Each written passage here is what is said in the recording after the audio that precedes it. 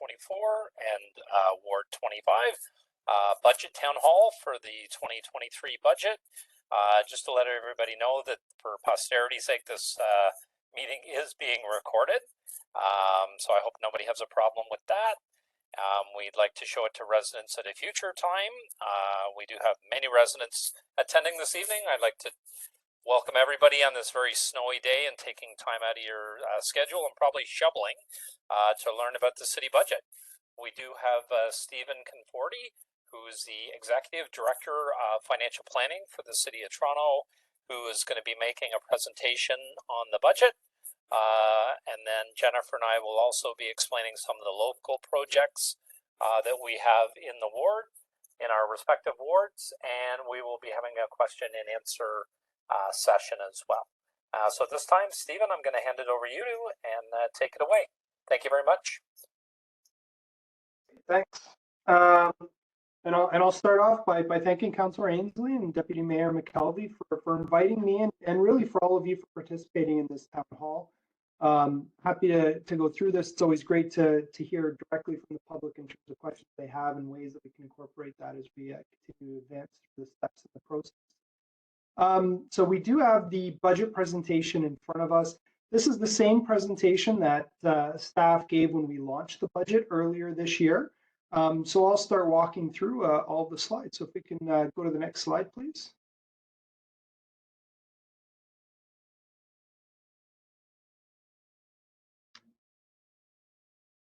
We're able to advance to the second slide.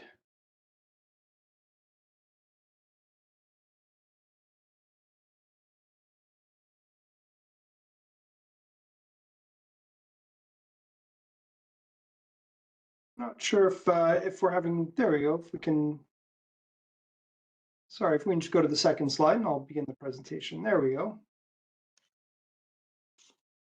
So just walking through this presentation, I'll get started. We are presenting both the 2023 operating budget of $16.16 billion, as well as the city's 10-year capital budget and plan of $49.26 billion, so nearly $50 billion. Just to provide a little bit of context, I'll be talking about both the operating and the capital budgets. As it relates to the operating budget, that's the budget for our day-to-day expenses. So, that could be anything from cutting the grass or, quite appropriate for clearing snow off our roads. Our capital budget of nearly $50 billion. So that's the budget that we have over a 10-year period to either acquire, replace, renew, or create an asset, essentially infrastructure that the city would use to be able to provide our support services. This was a challenging budget process, and I'll get into that a little bit later. There were quite a bit of challenges that the city was facing. Now, that being said, we have tabled and presented what is a balanced operating and capital budget. I'm sure, as you may have heard, there are some assumptions in terms of continued federal and provincial funding towards certain initiatives. I'll speak to that. But there is also provisions that have been set aside in the event that we aren't successful in recovering any of those funds. The budget does maintain frontline services, and it also looks to manage affordability. And it continues with our key investments in areas of transit, housing, public safety, and infrastructure, which is consistent with where we've targeted investments over the last few years. Next slide, please.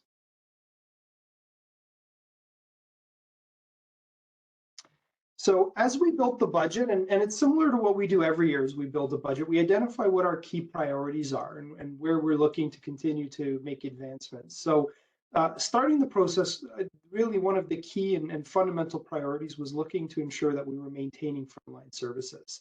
That was especially important given all of the financial challenges that we were facing this year.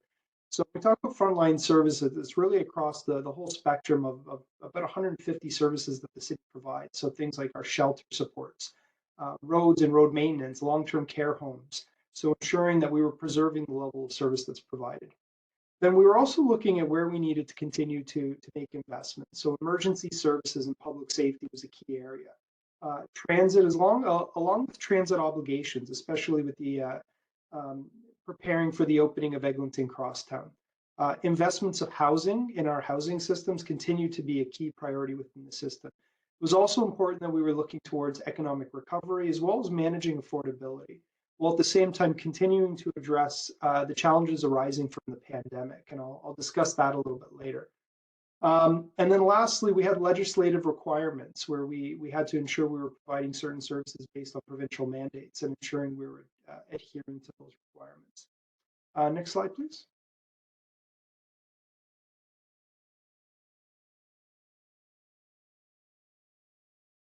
Sorry, next slide, please.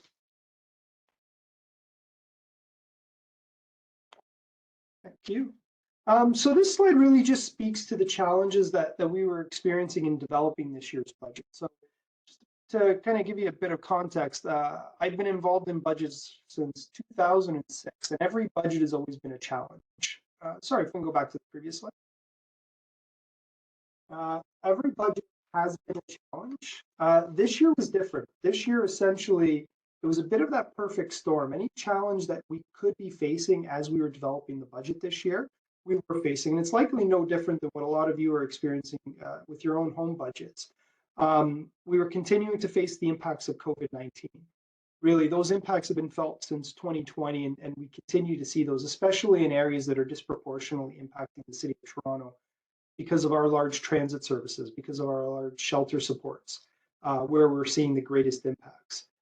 We're seeing rising inflation, and that has an impact on all of our costs and what it costs for us to be able to deliver our services. Increased interest rates, which have an impact on our capital costs and the cost that we pay as a city to be able to support the debt that we incur as part of our capital program, where unlike the federal and provincial government, we're required to pay back both principal and interest payments on our debt requirements. And obviously with higher interest rates, more of our costs are going towards the interest component rather than the principal. Supply chain disruptions, specialized labor shortages, competitive labor markets, all of these have resulted in cost escalations that we're seeing across the board. We have obligations associated with transit expansion. We need to be prepared and ready for the opening of the Eglinton Crosstown, where the city is obligated to incur the operating costs once the province finishes delivering that capital project. We also have growing demands on our services, and I'll get into this in a little bit of slides, but we're seeing it in many areas, from our emergency services to housing demands. And then there's been unanticipated legislative changes that we've had to navigate through this year's process. And these impacts, while unique, aren't unique to the city. They're being felt everywhere across other municipalities. I'm sure all of you are feeling them at home, but they are consistent across all of our city divisions and agencies. Next slide, please. So this slide speaks to the impacts of the pandemic on our budget. And as I mentioned, really since 2020, we've started to feel the impacts. And again, City of Toronto has been feeling it predominantly within transit. And when we talk about, I'll get into this a little bit of detail, but with reduced ridership, there's less revenues that are coming in from fares while we continue to put service on the road. And that has an impact on the overall revenues we have available to be able to support that service. We've put out additional spaces for our shelter programs to ensure we're adhering to public health guidelines and maintaining social distancing requirements. We've also spearheaded really one of the most successful public health campaigns in terms of our vaccination efforts in responding to the pandemic.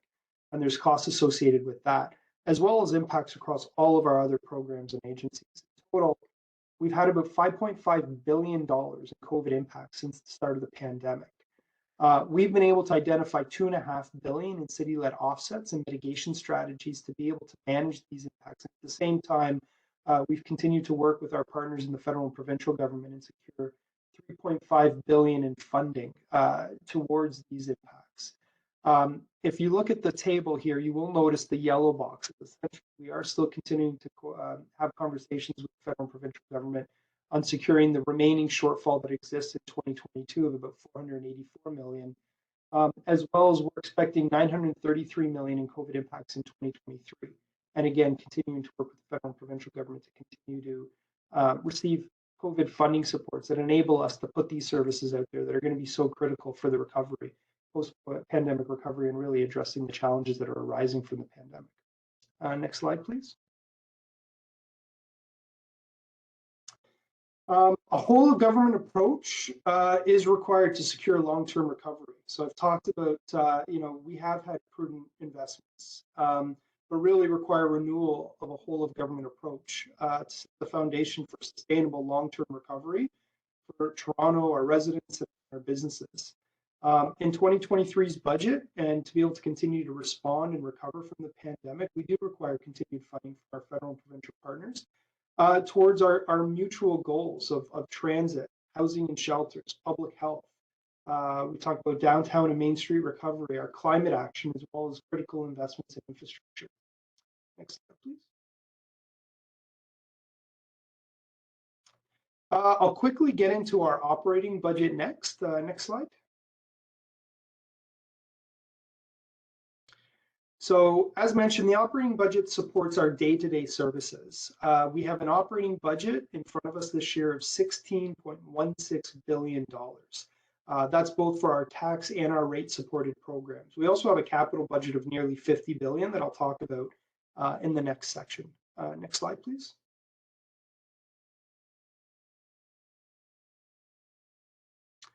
So just this slide really provides an overview of this year's operating budget. First and foremost, we're looking at providing a budget that managed affordability. I had mentioned before, we were also focused on maintaining core frontline services. The budget was developed with a 5.5% residential property tax increase, as well as a 3% increase to our rates, so our water rates and our solid waste collection rates. The budget also includes revenue that's been generated through some of the tools that we have available to us, specifically the municipal accommodation tax. So that is a tax that individuals pay at hotel stays. It's currently at 4% for the city. We are increasing that to 6% this year, and that's expected to generate an additional $18.5 million. And as well, the TTC board approved the 10-cent fare increase, which is about a 3.1% increase overall to fares. However, that does exclude increases to individuals that leverage a monthly pass for seniors, as well as anyone that is on that participates in the Fare Pass program. The budget responds to key pressures and priority areas, specifically emergency services and public safety, transit, housing, and economic recovery. And I'll get into each of those a little bit. The budget, as I mentioned, does have $933 million in continued COVID impacts, and we expect to continue to receive supports from the federal and provincial government towards these costs. The budget also has $97 million in costs associated with our refugee response actions. Consistent with prior years, we continue to assume that we will be reimbursed for those costs from the federal government. As well, the budget includes $48 million for support of housing costs, and these are wraparound services within our deeply affordable homes, and really is a key to helping address challenges within homelessness. Consistent again with prior years, we expect to be reimbursed for these costs from the provincial government. Next slide, please. So this slide's interesting. What this slide really tells is what is the opening pressure that the city is facing as we begin our budget process. If you look at the slides, the two kind of blue shaded bars, they speak to those general growth and inflationary pressures that we would face every year as we begin the next year's budget process. They generally range 500 to 600 million every year. And that is something that as we start the process, we will look at opportunities and options to offset those, generate additional revenue, but essentially as a means to balance the budget. And I talk about a balanced budget. That's a key requirement for cities' financial planning, whereas we need to ensure that any budgeted expenditure has a matching revenue offset. Unlike the federal and provincial government, we can't run a deficit as we look to bring a budget forward and seek council approval. What's different, and you really see starting in 2020, is that we had the additional impacts of the pandemic. So while historically we would have had an opening pressure of 500 to 600 million, beginning in the pandemic, we started with about a $1.5 billion impact on top of that associated with COVID and the impacts that COVID was facing on the city. The good news is we are seeing those COVID impacts slowly decreasing as we continue to move forward and face less of an impact as a result of COVID-19. However, you also see in 2023 those pressures associated with demand and our growth-related demands, as well as inflation, are continuing to increase. So as we started this year's budget process, we had an opening budget pressure of $1.9 billion we were required to offset to be able to bring a balanced budget forward. An interesting note, and again, just for context, every 1% residential property tax increase generates about $39 million. So when we're talking about a $1.9 billion pressure, there is no level of property tax increase that we could have brought forward that would have been able to address that. It really required us to look at other options and means to be able to bring forward a balanced budget. Next slide, please.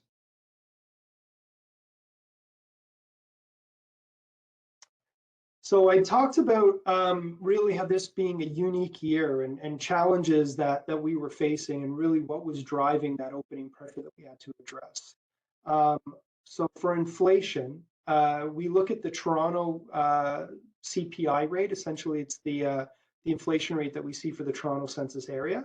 And we look at a trailing average for the year, and we were facing a 6.6% inflation at the time of budget launch. I do think we now have the December result, and I think that number is 6.5%, but it's still much greater than what we've ever seen in many years. Another example of pressures we're facing is cost of fuel. So if you think of the entire city fleet that we run, including our transit fleet, every 1 cent increase in the cost of fuel adds $900,000 pressure to our budget. This year's budget has a $46 million increase related to fuel alone.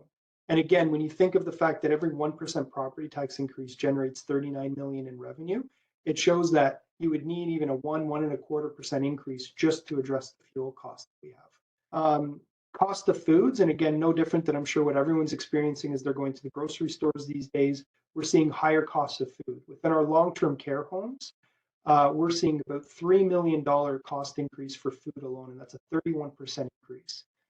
Interest rates have a real impact on our cost of borrowing and really the stretch of how much capital we can deliver. Our interest rates back in 2021 were really an all-time low at 0.25%. Today, our interest rates are 4.25%, which is the highest since 2008. That alone, the increase of interest rates, means that our capital financing costs are going up. More of the dollars that we use to support our capital budget are going towards interest payments. And in total, as a result of the increase in interest rates, as well as the capital that we're delivering, we're paying $65 million more this year to be able to service the debt related to our capital program. And again, these are impacts that are being felt across all of the city divisions and agencies. Next slide, please.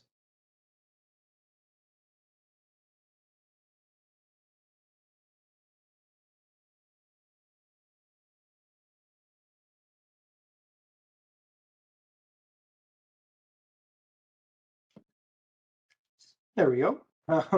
So this slide speaks to predominantly the COVID impact. So if I take you to the items that are on the left side of this slide, I'd mentioned that we have about 933 million in COVID impacts this year. Again, it predominantly resides within 3 key areas. Transit, we have about a $366 million impact. And just to explain that, at the onset of the pandemic is where we've continued to see a significant drop in our ridership. So one thing that we continue to track is what is our level of ridership compared to our pre-pandemic experience. Initially, it was as low as about 25% of our pre-pandemic experience. It's been gradually increasing, but even at the end of 2022, we had only reached about 69% of what we would have had in rides prior to the pandemic. We are expecting that number to gradually increase this year, but essentially that 366 million reflects the lost ridership revenue while we continue to put the service out, even with that diminished ridership. Shelters, $317 million. Again, that's the cost of ensuring we're providing additional space to be able to ensure we're meeting our safe distancing and requirements as mandated by the province. So that's about a $317 million impact. And then again, in public health, 87 million. It represents the actions that we're taking to continue to curb the spread of the pandemic, but it's also the city's vaccination efforts. And again, we really have led a world-class vaccination efforts. If you look at our vaccination rates compared to the rest of Canada, even the rest of the world, it's significantly high, and it's in large part to the great work that's being done in public health. And then we have other impacts of 163 million. That's various impacts that you would see. It might be reduced parking revenues that we get from the Toronto Parking Authority, reduced dividends from some of our other corporations. It could even be something like reduced revenues that we would have collected from Toronto Zoo or TO Live or things like that. The right side of the table, again, I mentioned this before, we're going to get into it a little bit later, but it's the cost of our refugee response actions of 97 million, as well as the cost of our supportive housing actions of 48 million. Again, in all these cases, these are efforts that really we do to be able to support not just the city, but the province and the nation. And as has really been the case for many years, we do continue to expect reimbursement from the federal and provincial governments towards these efforts. Next slide, please. So I mentioned before that we opened the budget, the opening budget pressure as we started to begin this year's process was $1.9 billion. Our budget process has really been going on for probably about 6 months as we've been looking at strategies and opportunities to bring that down.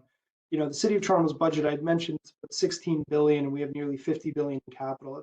That's one of the largest budgets in all of Canada. It's actually larger than most provinces. So if you think of the efforts that we've undertaken, what we did is we really broke it out into 3 buckets. The first was kind of a traditional base budget when you separate out the impacts of COVID.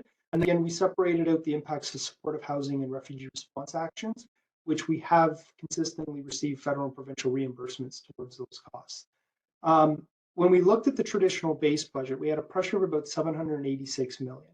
And the actions that we took to bring that number down and to be able to balance the budget, we'll look at the revenue actions that we took, which generated about 500 million in offset. So that is the property tax increase. That's also the increase in assessment growth. So as new developments are built and they come onto our tax stream, we'll have additional revenues that come from that to be able to support the added demand that new development brings about. Increased revenues, I talked about the municipal accommodation tax, so that hotel tax, where we're expecting about 18 million in additional revenue. User fees are generally increasing based on the rate of inflation associated with delivering that service. And then TTC fares. We had mentioned the 10-cent fare increase, which is about 16 million in additional revenue that generates. We're also seeing a recovery of our corporate revenues. In terms of the COVID impacts, that's the one side that we're probably seeing the fastest rate of recovery. So municipal accommodation tax, there's been a lot more stays in hotels in the city. We've seen that revenue rebound. Casino Woodbine revenue has rebounded. Some of our corporate dividends have rebounded. So that's an area where we've also seen some of the pressure being offset. And we also have nearly 300 million in expenditure action. So as we continue to review the budgets that are coming in from each of our divisions and agencies, we would do program reviews and validate what is it that they're asking for in terms of funding. How does it compare to capacity to spend? We would also do line-by-line reviews and ensure that we're not directing more funds than they would actually be able to spend in any given year at the expense of having those available for other critical services in the city. We also continued with different modernization efforts, as well as procurement savings to be able to bring down our costs. All of this added up to 786 million that helped us bring down that pressure we were seeing on the traditional base budget. As it relates to the COVID pressures, again, we do expect continued support from the federal and provincial government, but we do have a provision in the case that isn't forthcoming. We are required to have a balanced budget. So in the event that money doesn't come forward from the federal and provincial government, we had to have essentially a plan B. And really what we've done since the onset of the pandemic is we've set aside funds that otherwise would have been directed to our capital program into a reserve to be available in the event that they need to be leveraged to offset those COVID impacts. The challenge there is once we use those funds, they're gone. And while we have 933 million in COVID impacts this year, we expect to have more impact, not more, but we expect to have continued impacts in 2024. And it really is critical that we maintain that provision. It allows us to continue to preserve services, to be able to continue to provide our COVID response because we've got that backstop in the event we're not successful in federal and provincial funding. And then ultimately, the hope is that those funds could be redirected back to capital where they otherwise would have been applied against. And then we had mentioned supportive housing, refugee response. Again, we do expect continued support from the federal and provincial government. This is consistent with what we've experienced in past years. The timing of the federal and provincial budgets are such that we don't usually get that commitment until they get closer to their next fiscal year. but we are expecting to continue to receive that as we advance towards March. Next slide.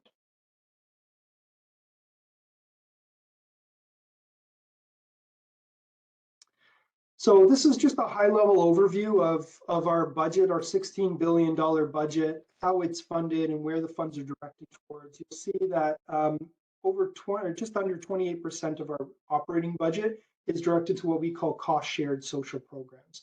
So that would be things like children's services, Toronto Employment Services, shelter support and housing, those programs that we deliver along with supports from the provincial government. Almost 15% or 2.4 billion is directed towards transit, over 2 billion or 13.4% to emergency services. So that's paramedics, fire, police. Our rate programs, Toronto Water, Solid Waste, are another $2 billion. And then interesting, at 7.5% or over 1.2 billion is our capital financing costs. So that is the cost that we have in our operating budget to be able to support our capital investment. On the left side of the table, it shows how we pay for all of this. So you'll see just under 5 billion or 30% is funded through our property tax base. We do have about 4.25 billion or 26% coming from the federal and provincial government. Most of that is directed to our cost shared programs, those programs that we deliver, really in concert with the province. And then the other lightly shaded blue is where we expect to continue to receive federal and provincial support funding for COVID impacts. You see our rate budget's about 2 billion coming directly from our water rate and solid waste rate revenue, and then various other funding sources as you go down the list. Next slide, please.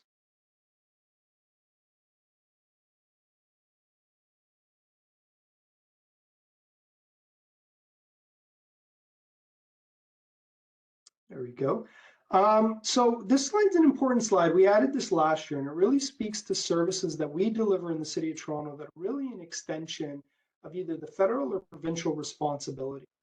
So 22% or 1.1 billion of our property tax base, so that nearly 5 billion in property taxes that we collect every year, go towards housing programs, so homelessness and housing first solutions, social services, which includes childcare, employment services, youth development, as well as health services.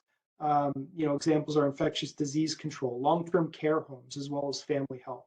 So nearly a quarter of our property tax base is actually directed towards these extensions of federal and provincial responsibilities.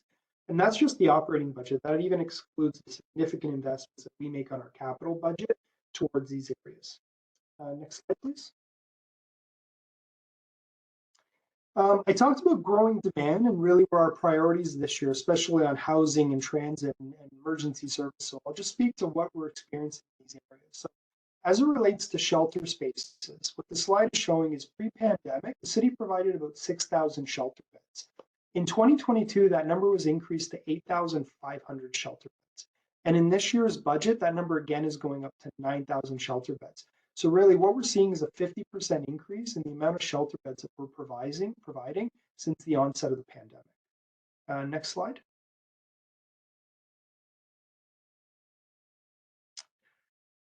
We also talked about the impact of our refugee response actions. So Toronto shelter system has more dedicated beds for refugees than any other Canadian city. If we look back on January 1st of 2021, we provided 500 shelter beds dedicated to refugee claimants. A year ago, at the beginning of 2022, that number grew to 788 beds. In this year's budget, we now have 2,550 beds per night for refugee claimants. In fact, our beds for refugee-specific services represent 28% of our overall shelter capacity. That is a cost of about $97 million. And again, this is where we expect to continue to receive support from the federal government as we continue to put out our refugee response actions. Next. I'd also talked about supportive housing. Supportive housing is it's a key component to ending chronic homelessness, which ultimately reduces the cost for healthcare systems and other community services. We are expecting 2,000 units to be built in the city that are available for supportive housing. When we say that, it's not just the housing itself, but it's the wraparound services to provide the supports for the individuals that are going to be in those units. There's a cost of about $48 million to provide these services. Again, this is something that we do in partnership with the province. We've received reimbursement over the last couple of years as we started this initiative, and we do expect to continue to receive reimbursement from the province for that $48 million. Next slide. Transit service. So the 2023 budget, again, is making significant investments in our transit service. We're adding $53 million in tax-based subsidy to the TTC this year, as well as about $16 million that's generated through the 10-cent fare increase, which is going to allow us to prepare for the Eglinton Crosstown and Finch West openings. It's going to allow us to expand the Fare Pass program, which provides a 33% discount for individuals that are eligible under that program. It's going to enhance downtown station and streetcar route cleaning. It's going to provide additional safety measures with 50 additional hires for special constables. There's also going to be additional streets to homes workers within our transit stations. It accounts for the increased cost of fuel. I'd mentioned that there's about $46 million added cost because of fuel increases this year. $36 million of that actually resides in the TTC. We're going to be prioritizing TTC services on routes within neighborhood improvement areas, as well as it enables us to freeze fares for seniors. Next slide. There's also going to be considerable investments within our emergency services. This year's budget for fire services is going to add 52 net new permanent firefighters. This will be part of 200 overall firefighters that we plan to add next year. This is also part of a 3-year plan where we're going to be looking at adding 156 new firefighters to the budget. So again, 52 represents the first year of that 3-year plan. On the paramedic services, we're adding 66 new paramedic positions. This is now year 4 out of a 5-year hiring plan to continue to add more paramedics into the city system. And then on the police side, we're going to be hiring 200 uniformed frontline positions this year. That's going to include, we're also going to be hiring 136 civilian officers, which are going to include 911 operators, as well as 25 uniformed officers for the downtown core to enhance community safety. Next slide. And then just other areas that were a focus where we were looking at key investments in this year's budget. We were focusing on delivery of core frontline services, promoting supply and safety of housing, investing in economic and downtown recovery, ensuring public safety, as well as maintaining affordability. Next slide. The other important thing that we do as we're building a budget is we don't just look at the budget for the current year. We look at what is the impact and the expected pressures that we're facing in the following year. So what are those pressures that we're experiencing due to inflation or growth demands, but also the impacts of decisions that are being made right now. So as we look forward to 2024, we expect an opening pressure of $1.5 to $1.7 billion. So the good news is that's down from the 1.9 that we were facing this year. The challenge is that's about $1 billion greater than historically what we would have faced pre-pandemic. And when we look at that pressure, we look at it again 3 buckets. What is that traditional base pressure? So we're expecting about $600 million pressure next year within our regular service offerings. Again, we're expecting $145 million pressure as we continue to provide refugee response supports, as well as supportive housing. And then in terms of COVID impacts, they're not going away. We expect this to continue. And really, we're at the point where we're going to need to start budgeting for what may become a bit of a new norm as we continue to have prolonged transit impacts, public health requirements, shelter impacts. And we're expecting those COVID costs to be anywhere from about $720 million to $930 million next year. Next slide. I'll just quickly run through the property tax impacts that are included in this year's budget. So this slide just shows the property tax increase across our various classes here in the city or types of property taxes. So we talked about the 5.5% residential increase. We also have half of that, or a 2.75% increase for multi-residential, 2.75% increase for commercial, which is consistent with the provincial requirement in terms of the rate that we increase it at half of that of the residential. And we've got a 5.5% increase applied to industrial. On average, this is about a $183 increase to the average property tax bill. Next slide, please. We also continue to have the city building fund as well. So there's a 1.5% increase for the city building fund, which is a levy that allows us to directly fund capital investments, specifically within housing and transit. We've got $6.1 billion in capital investments in these key areas that are supported by the planned increases to the city building fund. This has an additional impact of $50 on the average home. Next slide, please. In addition to that, there's a 3% increase to both our water rates and our solid waste rates. For the water rate side, it's about a $29 increase to the average home. For solid waste, it really depends on the size of the garbage bin that you would use, but it's anywhere from a $5 to a $16 increase for the year, depending on that size of bin. Next slide, please. So this just speaks to the average property tax bill. Looking at an average assessed home at just under 700,000, and the reason that might seem low, that's based on the impact assessment, which has not been updated since 2016. And impact is really it's a provincial entity that we leverage to be able to determine assessed values of each property that we then apply the tax rate towards. But when we look at that, it means that we've got an average bill of about $3,569. And this includes the increases that we mentioned this year.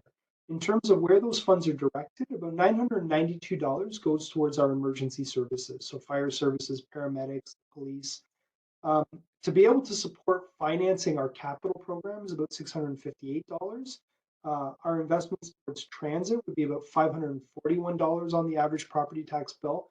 And then you look at the impacts that you see across the other areas as you go down the list. Next slide, please. I'll quickly run us through the capital program now. Again, just to give a capital overview, the 2023 capital budget is nearly $4.5 billion.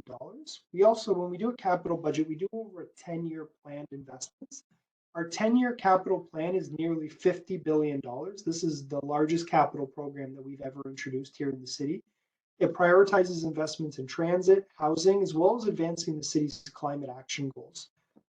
No different than operating, we've continued to face significant challenges in this year's capital plan. We're seeing supply chain disruption and cost escalation to be able to deliver our projects. There's shortages in specialized labor. I mentioned the increased cost of borrowing, which limits the reach that we have in terms of the amount of capital that we can support. Now, while we have those challenges, the capital budget is supported by an extension to the city building fund. We're also leveraging sustainable debenture programs. So that's where we issue green bonds and social bonds. We're able to get really preferred rates on interest rates on those types of bond issuances, and that allows us to mitigate to some level the impact of higher costs of borrowing. We're also maximizing the use of development charges. Now, those development charges are impacted by Bill 23. I'll get into that in a couple of slides.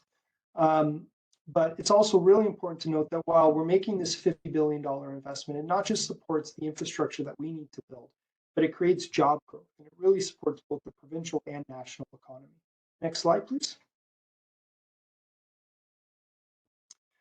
Just at a high level, in terms of our nearly $50 billion capital program, about 28% or over $15 billion actually supports our water infrastructure.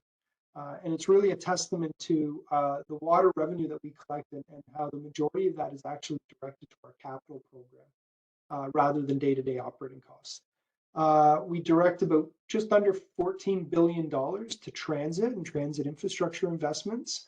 The capital plan, we've got about $9.8 billion in total that supports housing and affordable housing specifically. That's through a combination of $3.9 billion in direct investments, as well as $5.9 billion in foregone revenue. What that is financial incentives, or where we waive fees to be able to spur and support the development of affordable housing. About $5.5 billion is directed towards transportation, so road maintenance and things like that.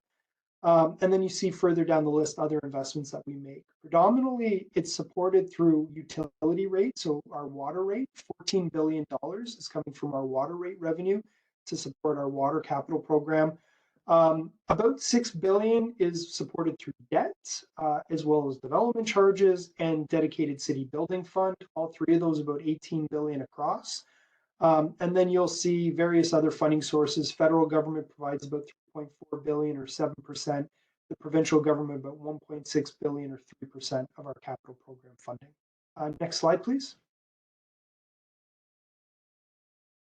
I mentioned that this is our largest capital program. We've made enhanced investments in key priority areas. So within mobility, we're actually adding $1.2 billion to our capital plan. This will help us advance transit fleet requirements, increase investments in state good repair, increase investments in capacity enhancements on line 1 and line 2, as well as expanding our bike share program. We're making an additional $900 million investment within our housing programs. So this is increased investments within rental development, our Housing Now program, as well as Toronto community housing development projects. We're adding about $700 million towards flood protection and parkland initiatives. Within parks and community and recreation facilities, we're adding investments, flood protection in the Broadview and Eastern Rockcliffe areas. And then we've got all other investments that are adding about $2.1 billion. The majority of that's actually within our water and wastewater infrastructure. But we're also seeing added investments within our library for construction, expansion, and renovation of our libraries. Next slide, please. This is an important slide that speaks to our climate action plan. Essentially, what we've been doing through the capital budget process is we look at how we leverage the $50 billion that we're investing in capital to be able to support our climate goals. The idea is that as we need to spend capital dollars to build an asset or acquire an asset, we would ensure that part of the decision-making process looks at how do we leverage these funds to advance climate initiatives. A good example would be, as we're required to procure buses, the ability to leverage those funds to acquire zero-emission buses allow us to not just acquire that asset that we need to deliver our services, but to advance climate goals.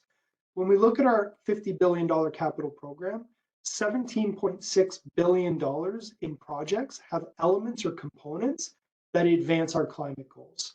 When we break that down a little further, especially in the areas where our greatest emissions, city emissions are produced, we look at how we leverage investments in buildings.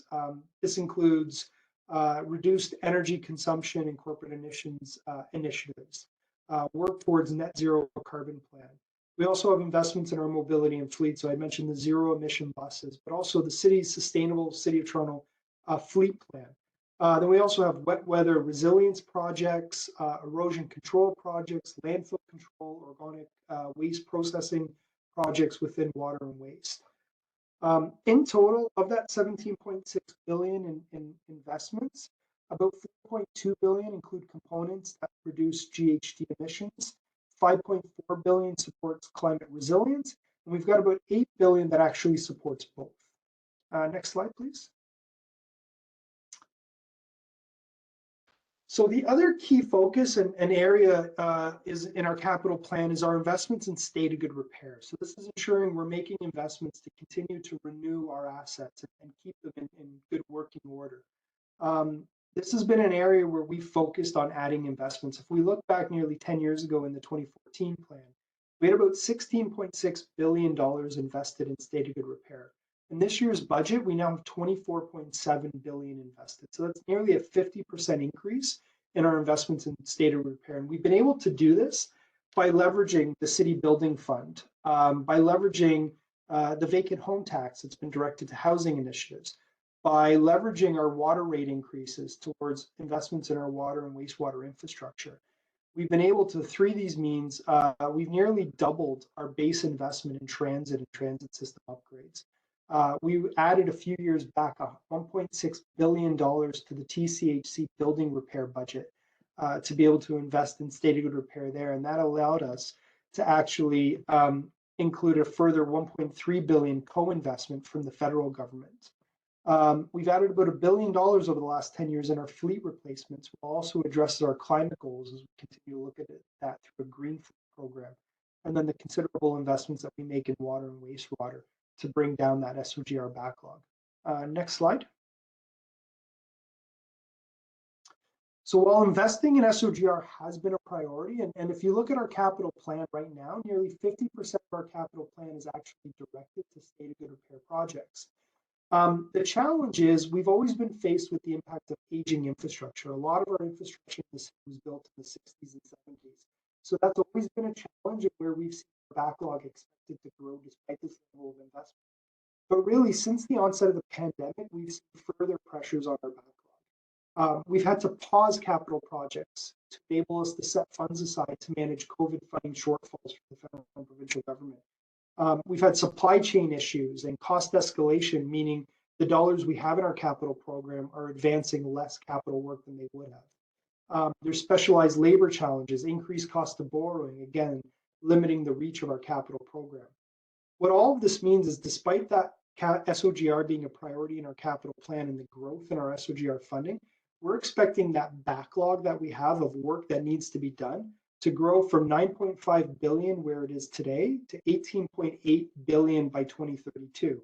And if we look a little closer in terms of what does that mean, what you're seeing is there's four major areas that are taking the brunt of that growth. It's in our transit system, transportation, the road and our road network, recreation within our parks and our community centers, as well as within our city buildings. The extension of the city building fund will help mitigate that growing pressure, especially within the transit system and to a lesser degree within our housing programs. We're also continuing to advance our asset management planning work, which will help really determine the best way to invest to be able to extend the useful life of our assets. But really, it's going to be a priority for us coming back as part of the 2024 budget process to conduct a review that's going to look at strategies and opportunities to increase that level of SOGR investments that we make and ultimately reduce that expected backlog and bring it back down to an acceptable level. Next slide, please.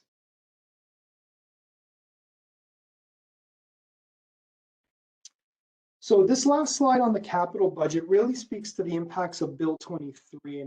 And for those that may not be familiar with Bill 23, I'll take a bit of a step back. The city relies on development charge revenue. Development charge revenue comes in as a development is built. And what that revenue does is the city collects it and it's eligible and really restricted to be used towards capital infrastructure investments that are needed to support that additional growth that is coming along with that development. So we collect development charges that are based on the level of development, and then they will be used for different growth-related capital investments. Bill 23 was announced with the intention of increasing level of housing and making housing affordable. However, it's really had a negative impact on the city's actual ability to deliver our housing program as well as other growth-related projects. Essentially, it reduces the amount of development charge revenue the city is able to collect and then be able to support the infrastructure investments that we need to make. In total, we're expecting to lose about 2.3 billion in revenue as a result of Bill 23 impacts. If we look at that a little bit further, about 1.9 billion of that, or 93%, impacts the development charge revenue that we would have collected for our housing programs, our transit investments, our investments in our road and our road network, as well as our investments in our water infrastructure and our parks and recreation. We even take another step further, and this is one of the key challenges that we're facing. 1.3 billion of that revenue loss, or 57%, actually impacts the funds that we would have collected and set aside for affordable housing measures that would have allowed us to deliver 40,000 affordable housing units over the next 10 years. So the other key point is, while this represents the 10-year impact, we expect the city to grow by 250,000 people over the next 10 years. And there's going to be additional demands on the infrastructure we need to build to be able to support that growth. We do and have received assurances from the province that they will reimburse us for the impacts and lost capital funding as a result of Bill 23. It's going to be critical that we do receive that reimbursement and we're made whole. Otherwise, we're going to be in a position starting next year where we'll actually have to re-examine our capital projects, our growth-related capital projects, and start scaling those back if we don't receive that reimbursement. Next slide, please.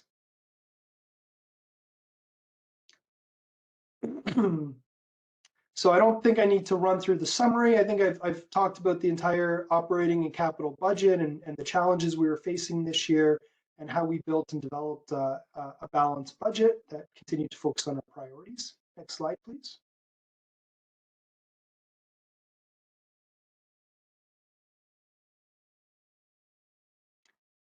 I think when we get to the next slide, it really will speak to where we are in the budget process. So we had launched the budget on January 10th. We've now completed through the budget committee process.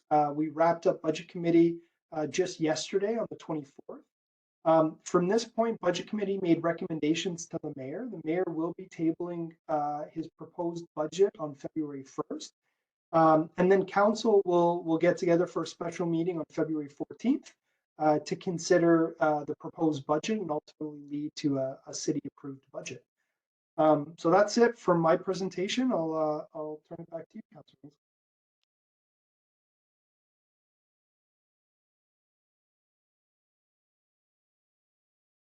I think you're still muted, Councillor Ainslie. Thank you, Deputy Mayor McKelvie. Thank you, Stephen. I really appreciate that presentation. Very comprehensive outlook on the city budget, and I think I can thank both you on behalf of both myself and Deputy Mayor McKelvie for all of your hard work and dedication over many years of budgeting. At this point, I'm going to turn the floor over to Deputy Mayor McKelvie. We're both going to speak a few minutes about what we're doing locally and how the budget impacts our respective wards, and then we're going to have a question and answer session. Deputy Mayor McKelvie? Thank you, Councillor Ainslie. So just locally, there's a few projects that I wanted to highlight are in the proposed budget. The first is Port Union Road, the new reconstruction work that's going to happen, and will add sidewalks on both sides of the street, including bike lanes. So that work is included in this year's budget. Likewise, design work is continuing for the Morningside extension that would see Morningside continued up to Steeles, but that is in the design work only this year, as well as the Steeles widening. But hopefully those projects should be underway soon. And going back to Port Union, there should be groundbreaking on that project in the spring. The Eglinton East LRT has funds that are included in the budget this year to do the transit planning assessment process. And we're hopeful that that will be coming forward in Q4. And the city does continue to hold our contribution to the project, $1.238 billion of funding for that. And we are hoping to use that to leverage the provincial and the federal governments into their contributions once we're ready to go on that project. But this year, funds are included for the design work phase. In our community of Scarborough Rouge Park, the Northeast Scarborough Community Center up on Shepherd broke ground last year. 80 million in the budget for that center. It will be Toronto's first net zero community center, which is very exciting. It will have indoor cricket, indoor swimming, and many other local amenities in an area that doesn't have a lot of amenities at present. Something I know Councillor Ainslie and myself are both very committed to is the funds that are included for crisis response in this budget. And there's $17 million in total for two different projects. So one is for in the aftermath of violence to help families with recovery and to help break the cycle of violence and retaliation. So that work is being continued. And the second is the Community Crisis Response Program, which has a non-police led response to assist people in crisis, and in particular mental crisis. And Scarborough was one of the pilot areas, and that has been expanded to all of Scarborough and is being led by Taibu. And there are $2.44 million held in this budget for 2023 and $7.7 million in total that is attributed to that program. So something we're both very committed to and watching very closely. On the smaller, but just as important to some people, playgrounds, dog parks, playgrounds, Bill Hancock's does have funding in the budget to upgrade that playground and Juanita Playground as well. And there is work through Section 37, the Colonel Danforth off-leash dog park that folks have complained about having the gravel in there and problems with the substrate, we have found Section 37 funding that we can use to expand that. So there's some public consultation that will launch soon on that. And there will also be community engagement and design for a new dog park at Bob Hunter as well. So the engagement is funded for this year with construction funded for 2024. So the last one I'll point out is the waterfront trail. You'll notice that somebody told me they were out walking on it last weekend. So now I really want to go check it out. Between Port Union Commons and Highland Creek has all been reopened, and all that erosion work was completed last year. And there are some funds that are included this year for the segment from Highland Creek to the treatment plant. So that area that is washed out by sand and has become very dangerous, that will be repaired this year. So those are some of the very local projects that are included in this budget. And I'll pass it over to Councillor Ainslie to summarize some of the ones that he's watching in Scarborough-Guildwood.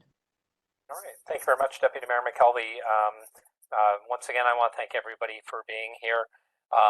One of the things that I always try to do as a city councillor is look to join boards and agencies and committees that are, I think I can help bring resources to my ward and make sure we have projects done. So I sit on committees like the Toronto Public Library Board because our libraries branches have become much more than libraries. They become community centers where people go to look for jobs, after school programs, homework. So I work very diligently to make sure we have the resources and computers that we need in Guildwood, Cedar Brae, the Bendale branch, the Scarborough Town Center branch, all very important to our community. I also sit on the Toronto Region and Conservation Authority Board of Directors. I'm very happy I was just elected as the chair of the Board of Directors last week, and we have many important projects on the go. One of my long-term goals is to have the Scarborough Waterfront Trail done. So as Deputy Mayor McKelvie just mentioned about the Port Union Waterfront Trail, ultimately at the TRCA we would like to have a complete trail connection from Port Union over to Bluffers Park, and so we're still working very hard on seeing that done. I've worked with our Parks Department and Water Department. We just had 3 bridges put in Morningside Park to increase the trail connections in Morningside Park. North of Ellesmere, the Meadowway, which Deputy Mayor McKelvie and I are both very proud of. It's a multi-use trail that's being built in the Gatineau Hydro Corridor. We're in the final stages with the Conservation Authority of seeing that trail connection built as far as Nielsen, and we're now looking for funding to continue it eastward. I also sit on the Toronto Transit Commission. We're finding, public transit very important to people. There are 5 neighborhood improvement areas in my ward. Public transit and having accessible, reliable transit is very important to everybody. So I've gone on that committee. Economic Development Committee.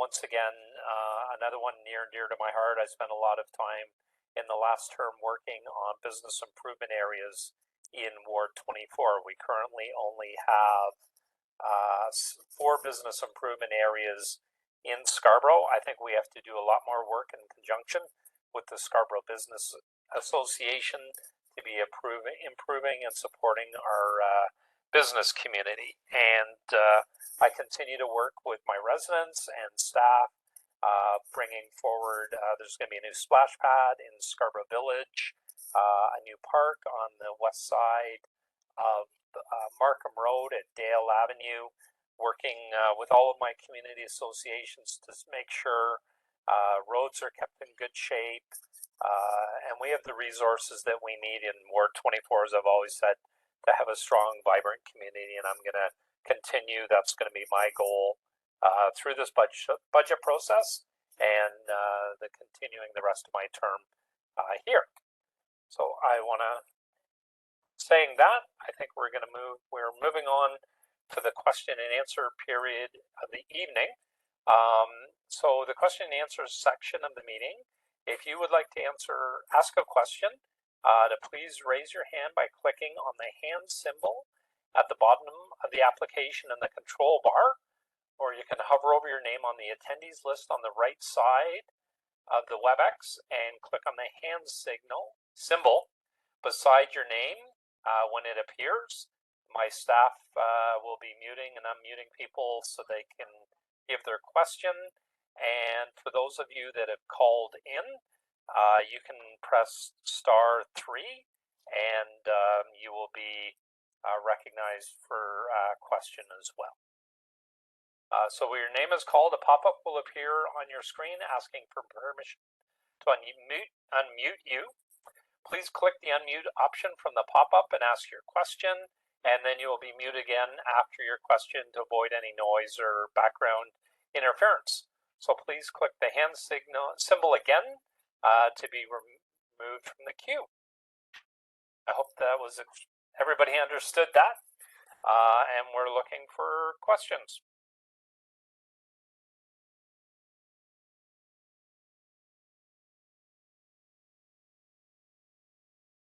Any questions at all?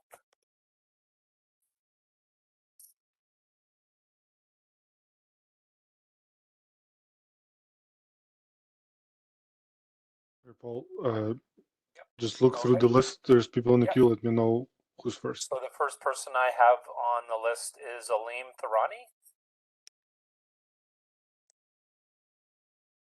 We could have Aleem Tharani unmuted, Alex. Go ahead, Aleem. Thank you, Steve, for a great presentation. Hi, Jennifer. Hi, Councillor Ainslie. So I do work for ATU Local 113, and I know Councillor McKelvie, Deputy Mayor McKelvie sat on the Commissioners Board before, and I know Councillor Ainslie, you sit there now. I don't want to take too much time, but right now we're seeing a huge increase in violence on the system. And I know that there are problems with the operating budget and capital budget and transit in general. But we spent a lot of money on ATC. They're talking about service reductions, which doesn't make a lot of sense to me. I understand the budget constraints and how we're raising fares 10 cents, but in the areas that we live in Scarborough, those people are impacted the most. We spend the most time on bus rapid transit. We don't have subways. But really, the point I want to get to is I think that this budget should be sort of focusing in more on social services and assists for people rather than policing and more fare enforcement. I just think having those people on the system is a deterrent, but we need more help. We're losing more and more ridership, and more people are feeling less safe on transit. So I'm hoping maybe you could sort of, I know that wasn't really in the form of a question, but something for you to think about and sort of maybe touch on. Thank you. Okay, thank you, Aleem. So I can just say that, so currently I sit on the Toronto Transit Commission. One of the big difficulties that we have is as part of the overall budget that has to be balanced, we have to balance the TTC budget. And the difficulty that we have when coming to balance the TTC budget is when ridership is down. The finances of the TTC are mainly supported from the transit fare box. 80 cents of every dollar goes towards the operating and capital budget of the TTC. We get 20 cents of every dollar we spend from the provincial government. We get very little from the federal government. So saying that as ridership has declined, trying to keep up our state of good repair, the ongoing expenses of the TTC, we did withdraw money from what are called reserve funds, or as a rainy day bank account, as I often like to call it, to close that gap. Unfortunately, though, we did have to implement a 10-cent fare increase to balance the budget. It's not something I'm happy about. I ran the last election saying I wouldn't support a fare increase, but as was outlined in the budget, we're having a very difficult time with COVID trying to balance this budget, which we're obligated to do, which is what caused the 10-cent fare increase. Jennifer, did you want to comment, or? Yeah, I mean, safety is something I think we're all really concerned about right now. And, you know, I really feel for you and your workers that, you know, there has been so many incidents, and it's not a good workplace when things like that happen, and it's not good for riders. And Mayor Tory did call today for a mental health summit. We know that we need additional dollars from the provincial and the federal government to solve that problem. I will say that the TTC budget, we are including 10 streets to homes workers that can help with some of the issues we're having around homeless individuals being on the transit and trying to get them into the shelter system. And then you heard Steve speak about the supportive housing. We're also trying to build to get people out of the shelters into the supportive housing. So hopefully all of those initiatives coming together will help. The city is putting more from their operating funds towards the TTC to keep it afloat than we ever have. And, you know, I think we're all no stranger to the concept that we need long-term dedicated operating funding from the provincial or the federal government. We are heavily reliant on the fare box compared to other cities in North America, and it's not sustainable. And we saw that through the pandemic with the drop in ridership, that we were struggling financially. And you probably know better than me what the numbers are at for ridership, but the last time I heard numbers, I think in December, we were at 67% ridership. So there's a lot to happen in terms of recovery. I don't love a fare increase either, but we do have the unfortunate requirement of having to have a balanced budget at the end of the year. So lots of work to go, especially on mental health, and thank you for your advocacy in that regard. Thank you, Deputy Mayor McKelvie. Our next questioner is Elizabeth Reynolds. Elizabeth, if you could unmute yourself. Perfect, go ahead. Thank you, Paul. First of all, I would like to say I'm a resident of your riding, Scarborough-Guildwood, and I know you are passionate and committed, and I really thank you for your work. And also, after having seen and heard the presentation, I almost feel like I can't really ask any questions because, you know, it's just so overwhelming what you have to deal with and where our money has to go. Of course, I'm a home owner and I'm not happy about increases in gas, heating prices and taxes, but I don't mind if I'm going to get a good bang for my buck, you know what I mean?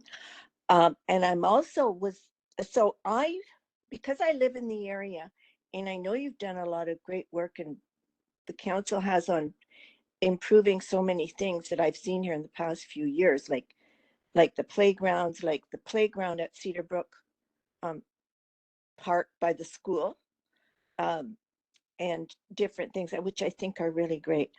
And I think when I saw on the budget about the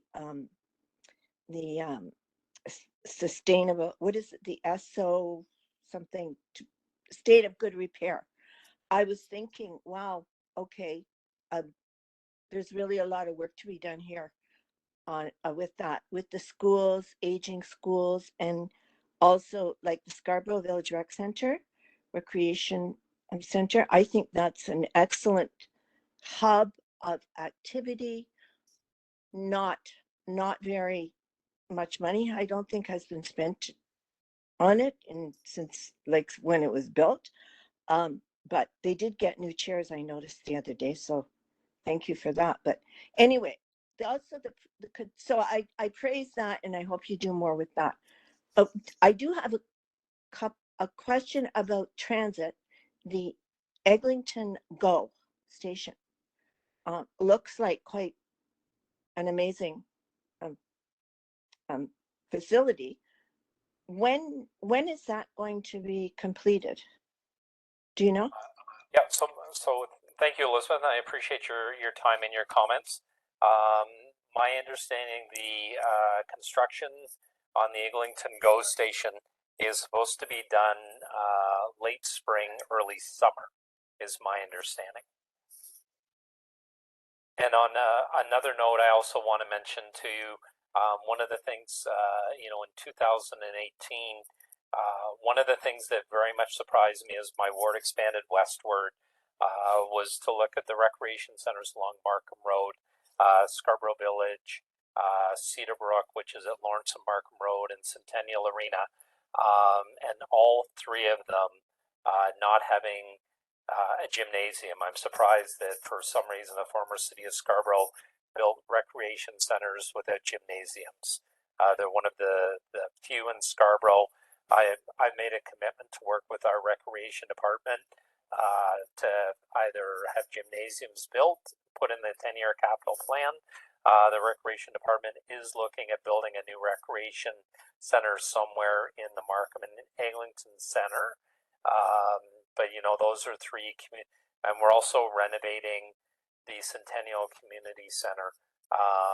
But I've said to recreation staff, either we need to enhance the facilities in all three of those buildings, or we need to be finding recreational space outside of them in local schools, because I do get a lot of demand around those three centers from local youth for more recreation space in the evenings after school and weekends. So thank you, Elizabeth. Really appreciate your comments. Our next question is Francis Joseph. Francis, if you could unmute yourself.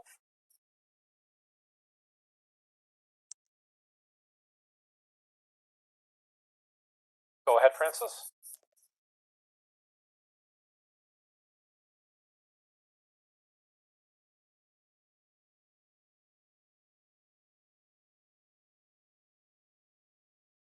Sorry, Francis, I can't hear you.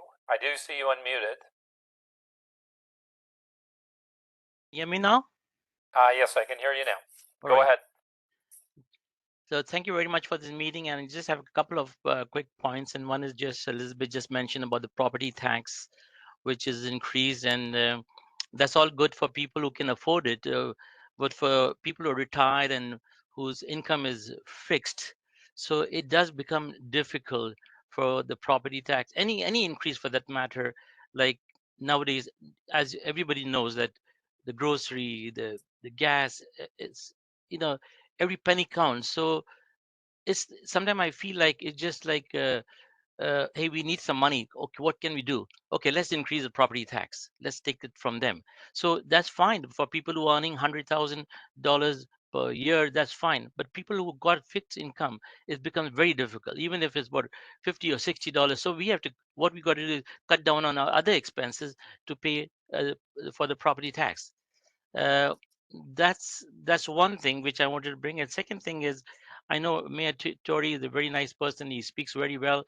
But the thing is, about all this crime which is taking place, we don't see the end part of it. We don't see the criminals are being punished. What are they penalized? The car thefts.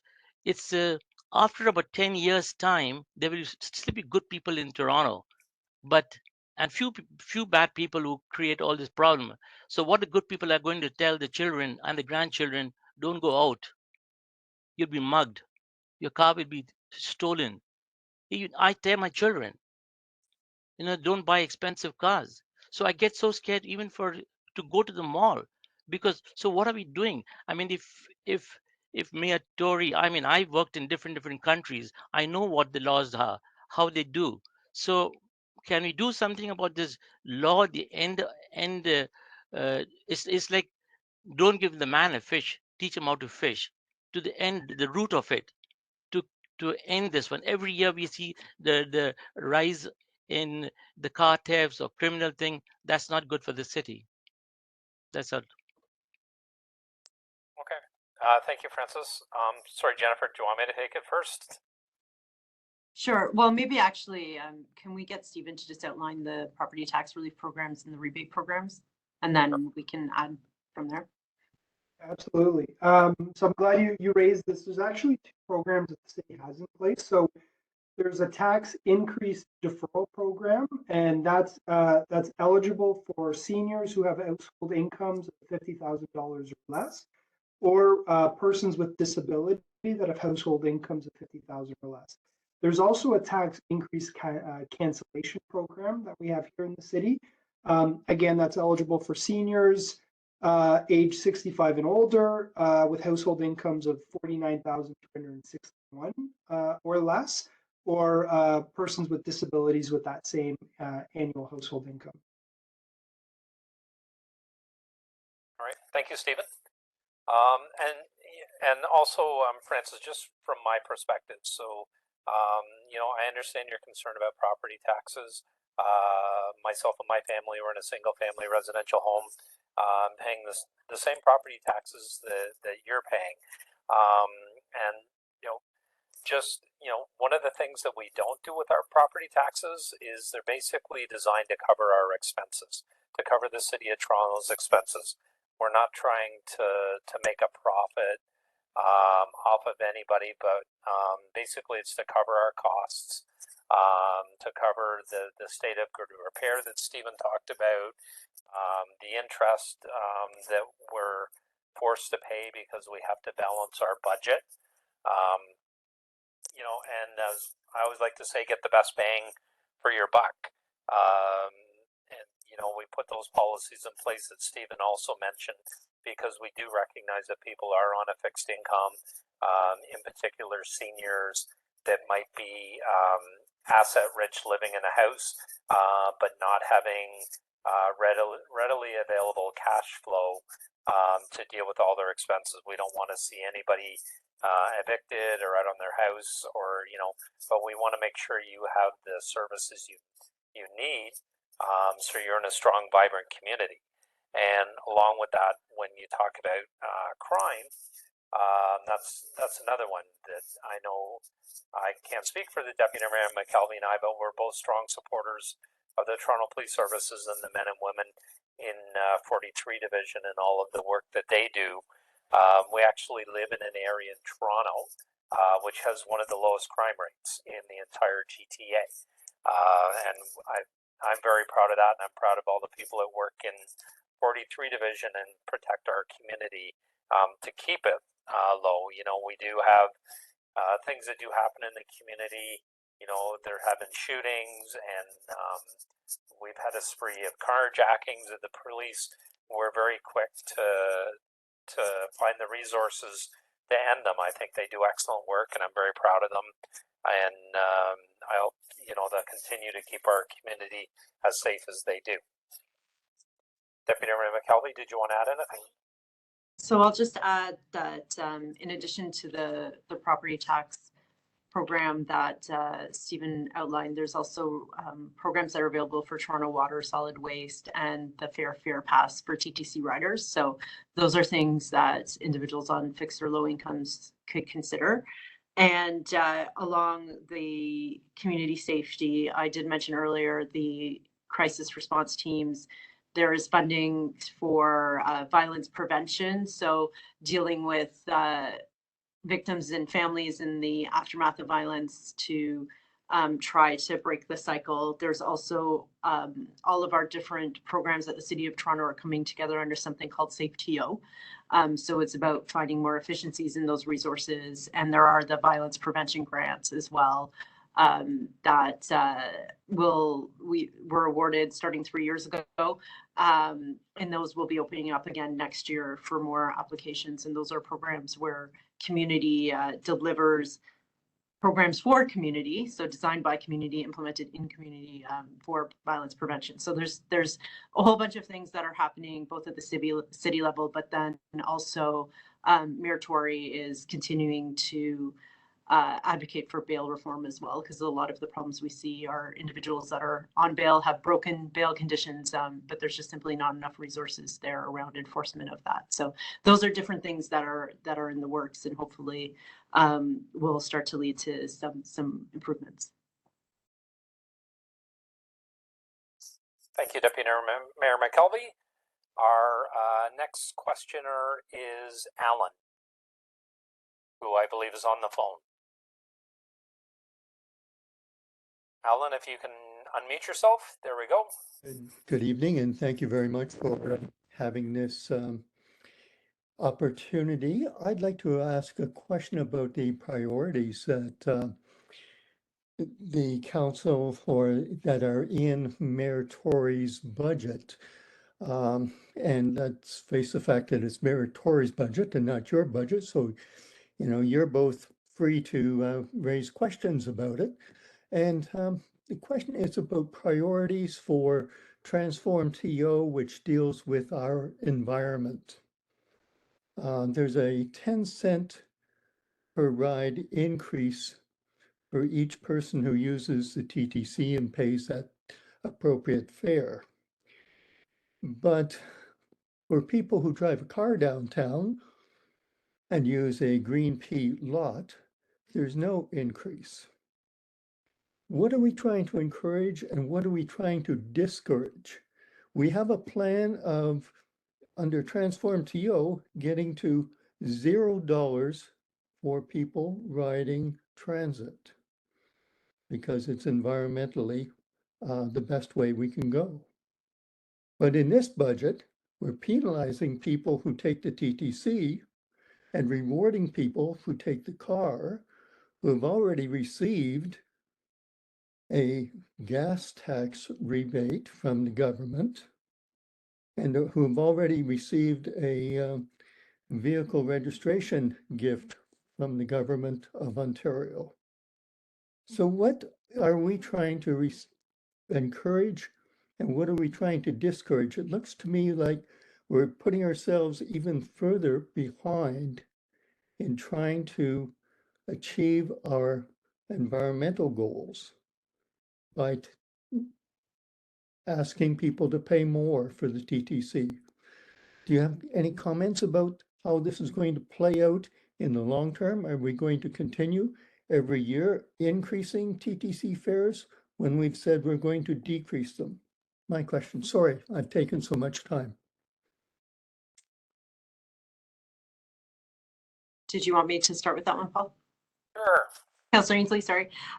So there's the 2030 goal is to have 75% of trips under 5 kilometers walked, cycled, or by public transit. So you're right. We need to make the investments in public transit, and I don't think anybody loves the idea of increasing fares. I will say that around transforming change, there was a briefing note on a parking levy and looking at how we can start to make that equitable. So you may see changes around that on the February 14th budget when it comes to council. There is considerable lead time in implementing that though. So it's not going to solve this year's problems. But I think there's going to be a lot of discussion around if it helps solve next year's problems. There's also work that's being done around a stormwater fee. So breaking down the way we're charged for water right now so that our water use and our water disposal are separated out, and that gives people incentives to decrease their permeable or impermeable areas on their property, for example. So there's a lot of tools and mechanisms in the works, but that haven't been totally laid out or down yet. But again, we have a lot of advocacy to do around the provincial and the federal governments if we do want to meet our climate action goals. The federal government has set a target to be net zero by 2050. I've yet to see a dedicated funding stream come out of them to accomplish that. So they also have the green bonds that they put out last year. It's not clear where that funding is going. And likewise, we haven't seen the province step up on that either. But there are many good things in this budget around climate action. And if you look at the capital plan over the next 10 years, there is $17 billion in projects that address climate action, being more resilient to the impacts of climate change, or both. So we are starting to look at all of our infrastructure with a green lens. That includes ensuring that all of the City of Toronto's new buildings are immediately net zero, retrofitting our city buildings, finding incentives for others to retrofit their homes or their high-rise buildings. So that's on the building side. On transportation, in the budget this year, there is, I think it's 30 million in funding for the cycle network plan. And we have plans over the 3 years to build 100 kilometers, building on the 65 that we built out in the past 3 years. And there are big investments happening in Vision Zero to make pedestrian safety better. And there's 23 million in capital this year and 49 million in operating. So we're making the biggest investments this year we ever have in the cycling network and in Vision Zero to make Toronto more pedestrian friendly and safer for more vulnerable road users. So that will help towards that goal I said of 75% of trips walked, cycled, or by transit. But you're exactly right. We have a lot more work to do, and we are working on finding funding mechanisms for that. I don't know, Paul or Seben, if you have anything further to add to that. I guess the only other thing that I would add is we do get a dividend from the Toronto Parking Authority, and that money does go to a lot of our environmental initiatives, such as helping to fund Transform TL. But we do have a lot of work. We're also trying to find that balance with the Toronto Transit Commission because a lot more people pre-COVID were taking the TTC. You look at the demographic of the 18 to 35-year-olds, which used to be one of the highest vehicle users, is now one of the lowest. So we are trying to accommodate everybody to the best of our ability. Next on the list, I have Mr. Gerard Baribeau. Gerard, if you can unmute.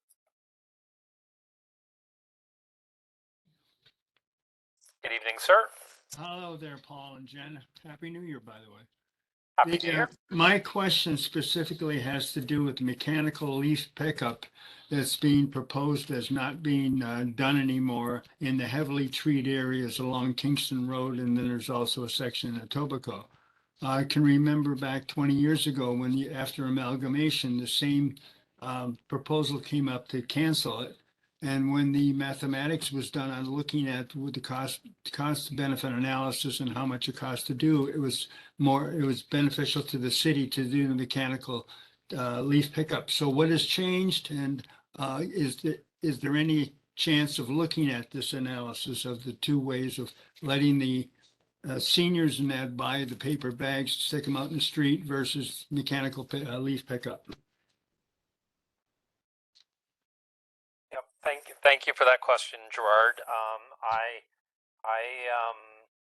I was probably just as surprised as you were, Gerard, about mechanical leaf pickup. I had always understood that it was cheaper to have for high volume areas to have mechanical leaf pickup done, as it's always been done.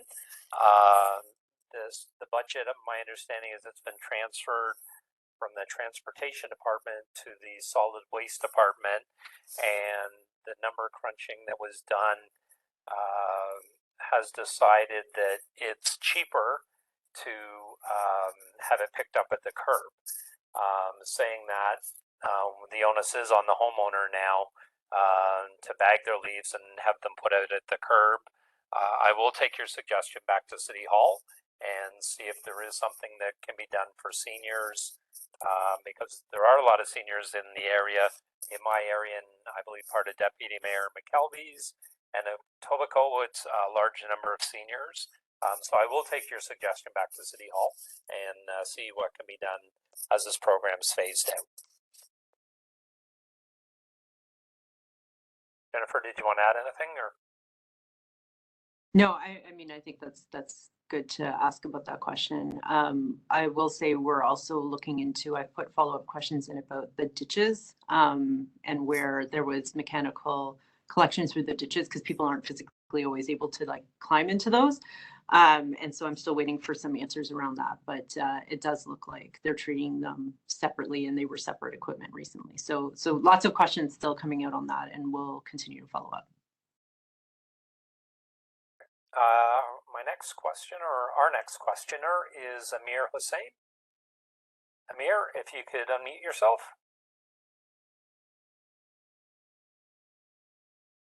Go ahead, Amir.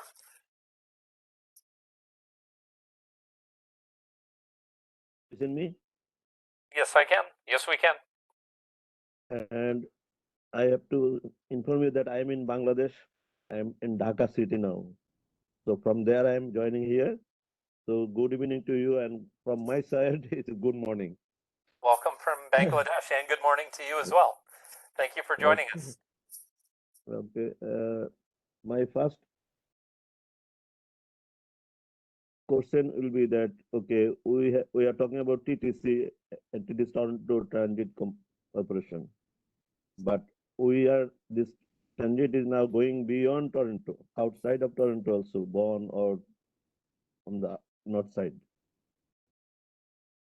So that area people also have the tax increase to compensate TTC budget. Number one.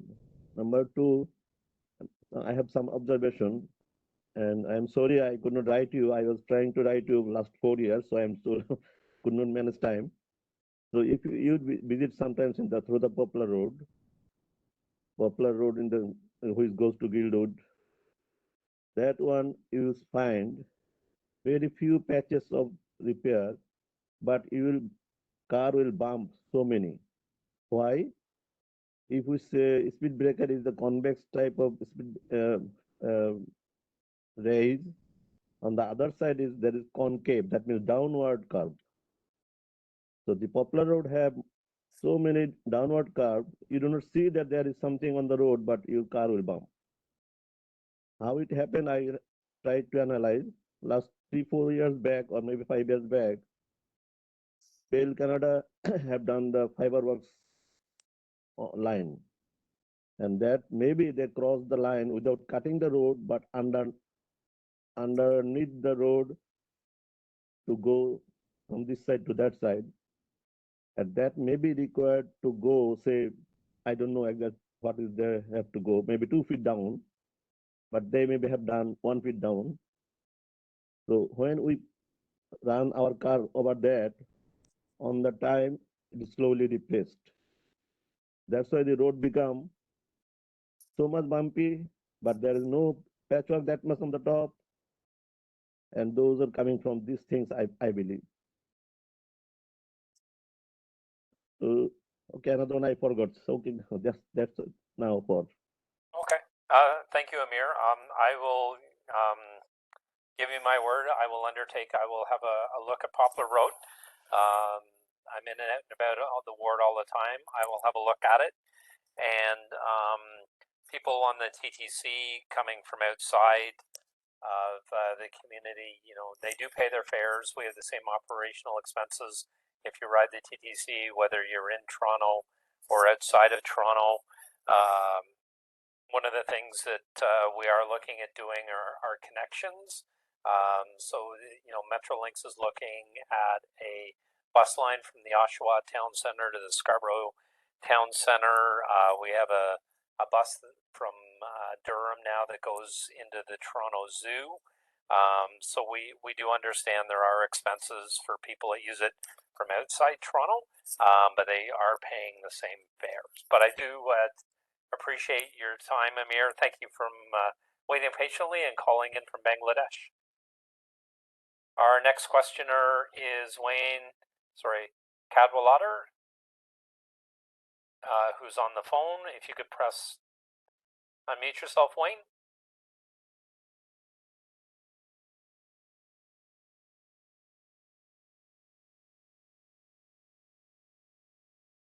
Wayne Cadwallader, if you could unmute yourself, please. Thank you. Wayne, go ahead. Sorry, you just muted yourself again, Wayne.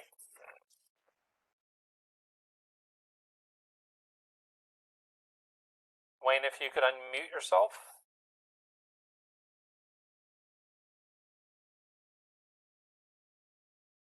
Wayne, can you unmute yourself?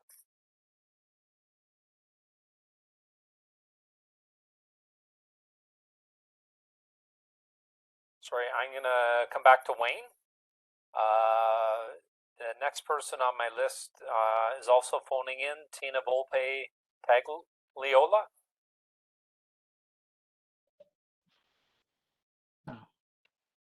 Tina? Can you hear me? Yes, go ahead, awesome. Tina. Hi. So just the TTC GO train. So the first 25 years of my life, I grew up in mid Scarborough, and I was always a short ride from either Warden and Kennedy Station and never had any issues with transit. And 25 years ago, I moved to Ward 25, and we had this goal of just trying to make do with one car, and then we had our children and try to make do with 2 cars, and we've just cannot make a go of this, and we've officially given up and are purchasing our 3rd and 4th car respectively. We found through this entire 25 years just unpredictable. We've had to, fortunately, my husband and I have we go in on a modified schedule and it's pretty flexible. So we work with our kids to drop off at the TTC or GO stations. And we would have loved to take the TTC. I mean, notwithstanding the violence that's been taking place, but up until now, it has been fairly safe. And we would have just loved to save some money and just be corporate citizens, good citizens, and take transit and what have you, but it's just unpredictable. We've had to like rescue each other from stations because a bus was canceled, or with the go with a bus which is only 3 kilometers away, we'd have to go rush out and pick them up from the GO station because that Lawrence bus wasn't coming. And when they do come, they come 3 or 4 at a time. And it's been 25 years and that can't seem to be corrected. And I was just talking to one of my colleagues, or not colleagues, but a neighbor, and she herself, they're the same thing. She would have loved to save some money because both her kids are in university, and she herself has had to buy a used car for them because we just could not make a go of it. And one of the reasons why we both bought in the area was that we would save some money on cars and utilize TTC. So that's a little bit of a disappointment because it's not just the last few years, it's been 25 years of living in Ward 25 that the city of Toronto, for some reason, we just don't have reliable transit where you get to work at a reasonable hour or school at a reasonable hour. Even when my kids have early exams, like we always leave a little bit early, but sometimes they've so stressed out they even leave 2-3 hours early just because they don't want to miss their exam, because it can sometimes just like get stuck or not move along.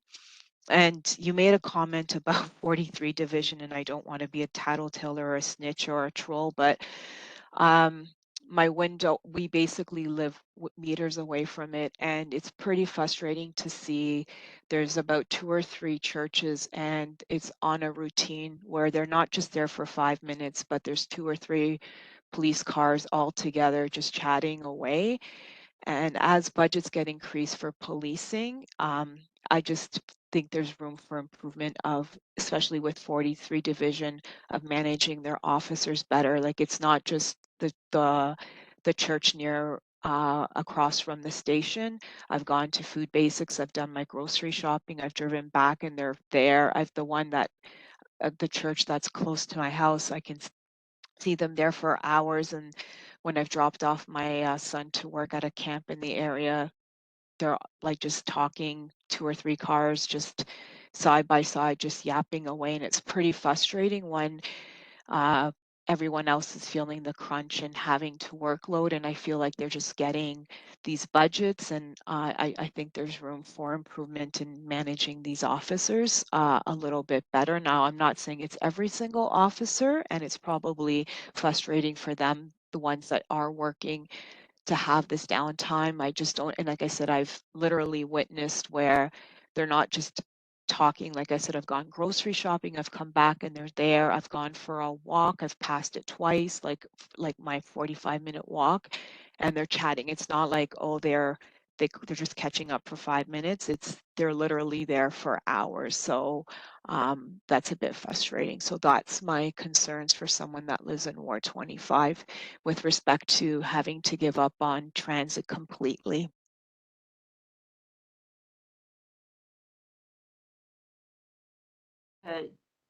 Thank you. So I will pass along your frustrations with the Lawrence bus. I know they implemented some, or tried to implement some measures to help with the bunching, because I know it was acknowledged at one point that that was a problem. So I'm happy to raise that again with them. So we'll put that in.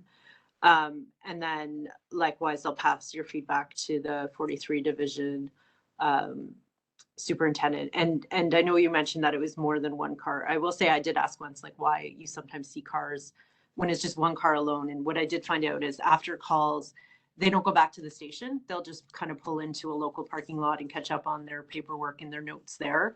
But if there's multiple cars then and they're chatting, then that's not what they're doing. So we will pass that feedback along to 43 Division. And if you see it happening, you know, and you're ever close enough to write down a number or something, like just pass that along. I'm happy to share that with the station. But it was interesting to find out that when you do see that individual car by themselves in a parking lot, they're often doing paperwork from the last call that they're in, and they stay out in community rather than going back into the station just so they can redeploy quickly. But it doesn't sound like that's what you saw, but we'll pass that along as well.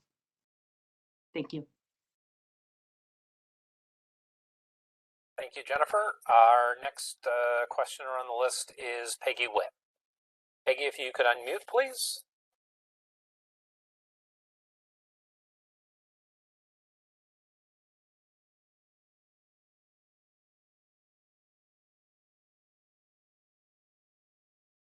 Peggy Witt, if you could unmute, please. Do you still have a question?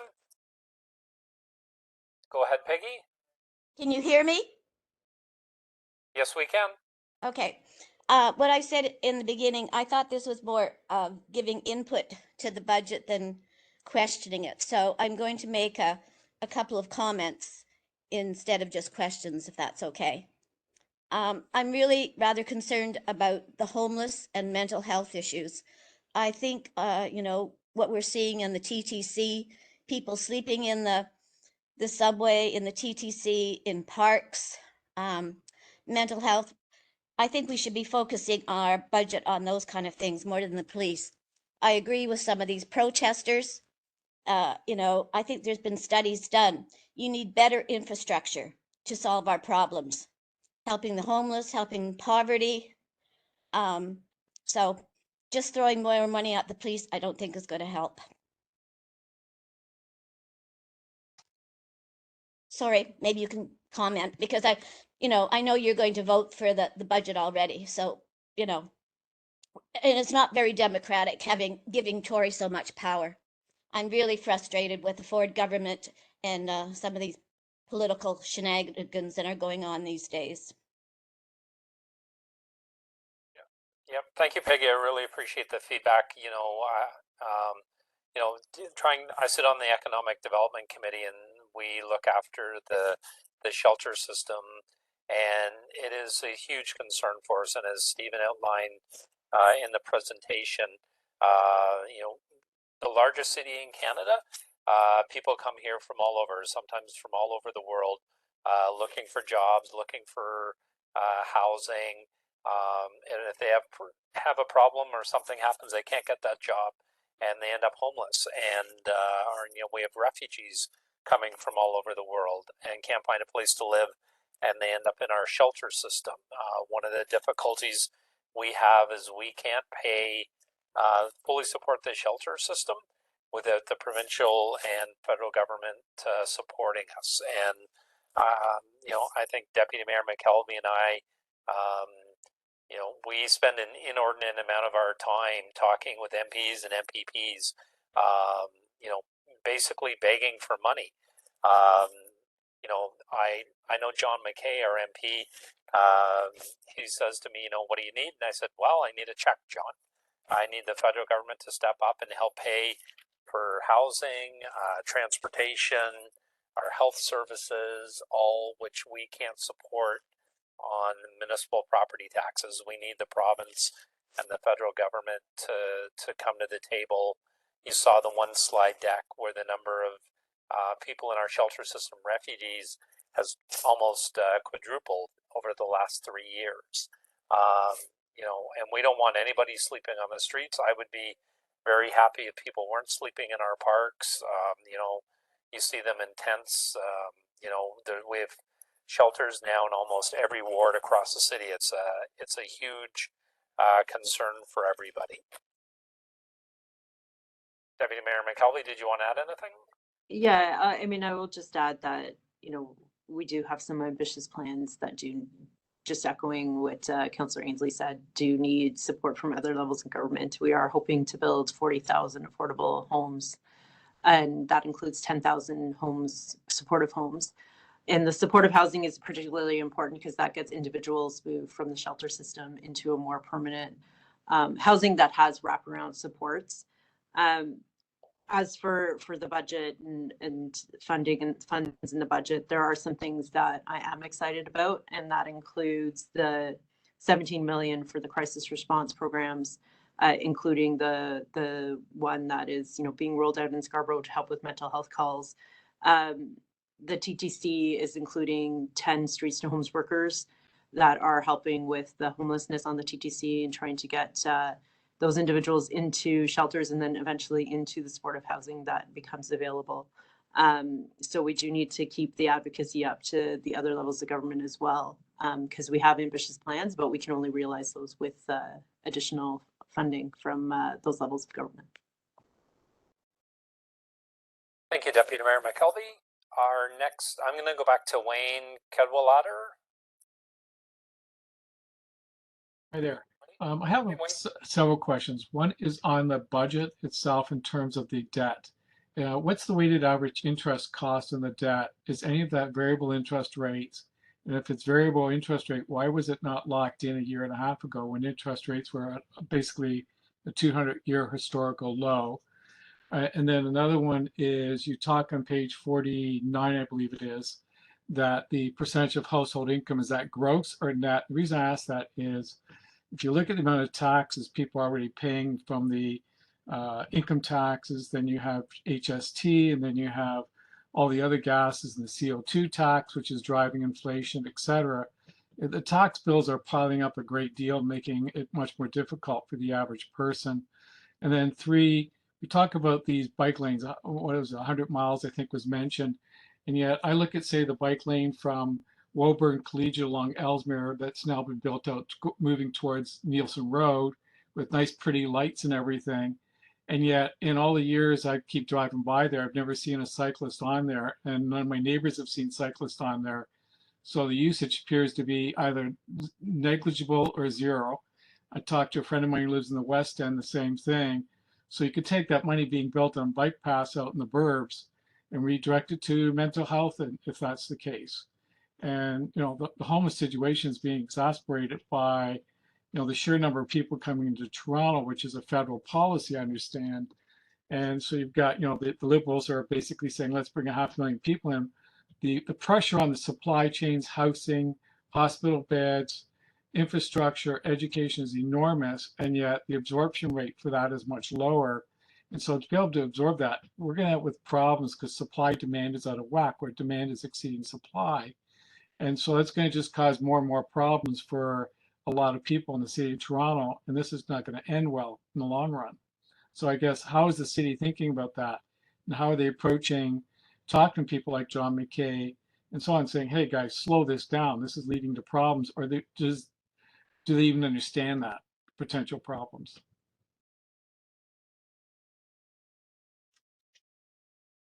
Sorry, Stephen, can I impose on you to talk about the first two concerns that Wayne brought up about the interest rate? Yeah, absolutely. Yeah, so the city has a debenture program. So we issue about 1.2 billion, and we're expecting to grow that to $1.5 billion a year in debenture. And what we'll do is we'll issue that against 10, 20, and 30-year debt, depending on the life of the asset that we're supporting. And it's also based on, we've got our green initiatives programs where we'll be issuing debt on some of our green.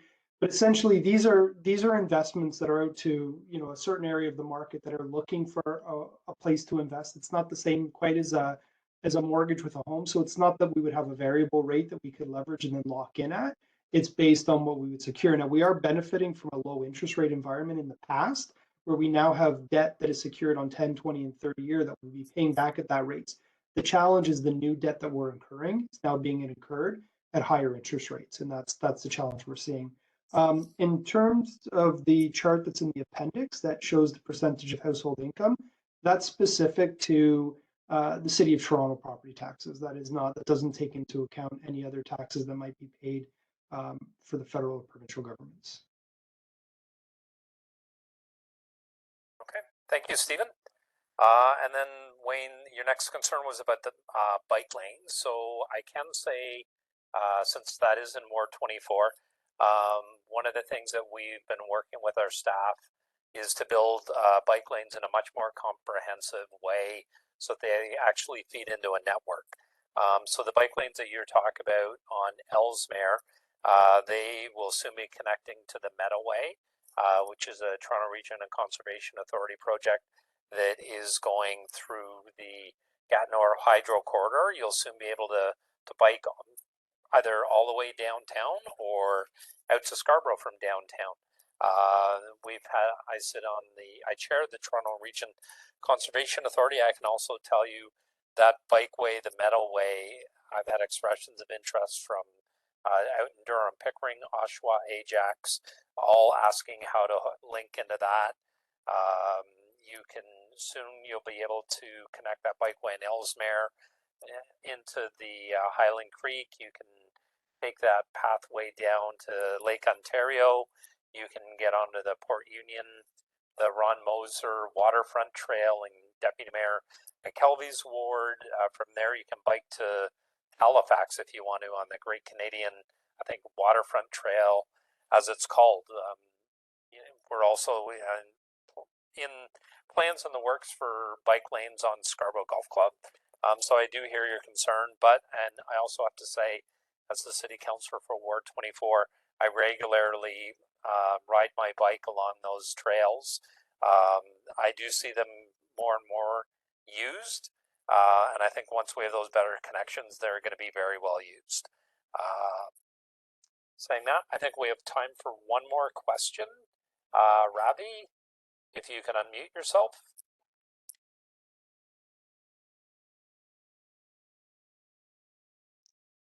Ravi, if you're still online, if you could unmute yourself.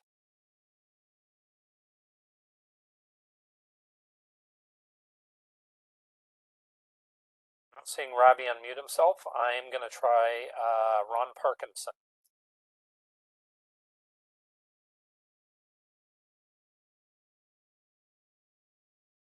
Ron Parkinson? Oh, Ravi has unmuted. Ravi, if you'd like to go ahead. Be our last question for the evening. Thank you, Councillor Ainslie and Deputy Mayor McKelvie.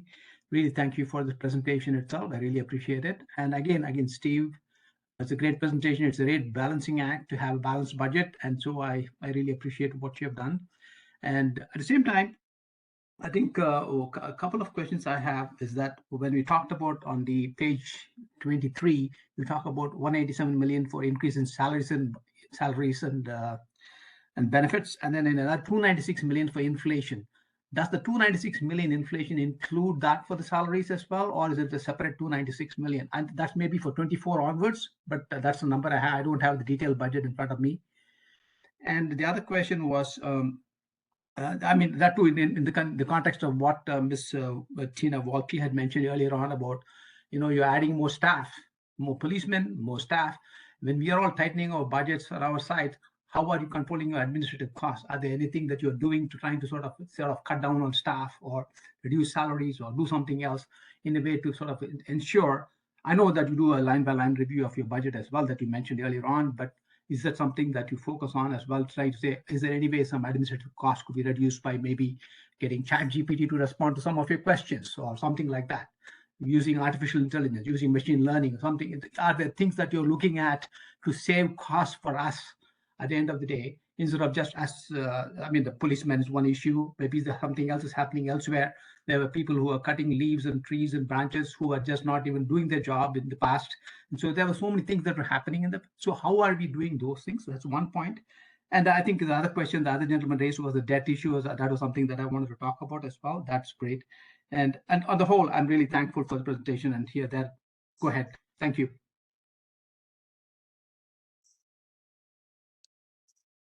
Sorry. Yep. Thank you, Ravi. I appreciate the question. We have many different programs and policies in place around For example, the committee that I was just on, the General Government Licensing Committee, I chaired that for the last 3 terms. We are undergoing what's called an office modernization program, where we're reducing the number of buildings that we have under lease. We did a very comprehensive review of staffing, what space is being utilized by staff, how it can be utilized better. So, for example, Metro Hall, which, you know, since I started working in the city of Toronto back in 2000, staff always complained that Metro Hall was full, that people were working in the hallways, and there was no space. We underwent the office modernization program, staff work sharing, and we were actually able to accommodate a couple of thousand staff into that building, reducing, I believe, 5 leases in buildings that we owned, as we try to not only streamline our workforce, but making sure they're adequately working. Our 311 call center is also very state-of-the-art, 21st century. It operates in Metro Hall, making the best use of resources and artificial intelligence to make sure the work gets done and it gets processed and it gets tracked properly, so that we know, if there's an issue and somebody's calling in, that it gets the attention that it deserves. So I want to thank you for your call, Ravi, and I hope that answers your question. At this point, we're at 8:30. I think we're going to wrap up for the evening. Deputy Mayor McKelvie, closing remarks? Well, thank you, Councillor Ainslie, for co-hosting tonight's event. And thank you, Stephen, for coming out and answering questions. And I will add that Stephen has, over the last 3 years, worked very hard to find other savings within the city of Toronto and our budget. And also, there's been several external audits as well over our finances. And during COVID, since the start from 2020, the hard work of city finance staff have found $2.5 billion in offsets and mitigation strategies, including $669 million in this budget. And that also includes some of the savings that Councillor Ainslie mentioned with Modern TO. That's $6.6 million in additional savings, plus $1 million through digitization of online payment systems, and $47 million through procurement and doing procurement better across the city. So thank you, Stephen, for coming out and giving us an overview of the hard work that city finances are doing, and yourself, and being open to participating in these town halls. Thank you very much to all the residents that came out tonight, and especially those of you that stayed to the very, very end. And thank you again, Councillor Ainslie. Thank you, Deputy Mayor McKelvie, and I would also like to thank Stephen for all your hard work and dedication. I'm sure you'll be very happy on Valentine's Day when we can put this budget to bed, so to speak. But I also know with a budget this large, you're not going to get very much rest. And a few days later, I know you'll be undertaking the preparations to start the budget for 2024. So I can't thank you and your staff enough for all of their hard work and dedication.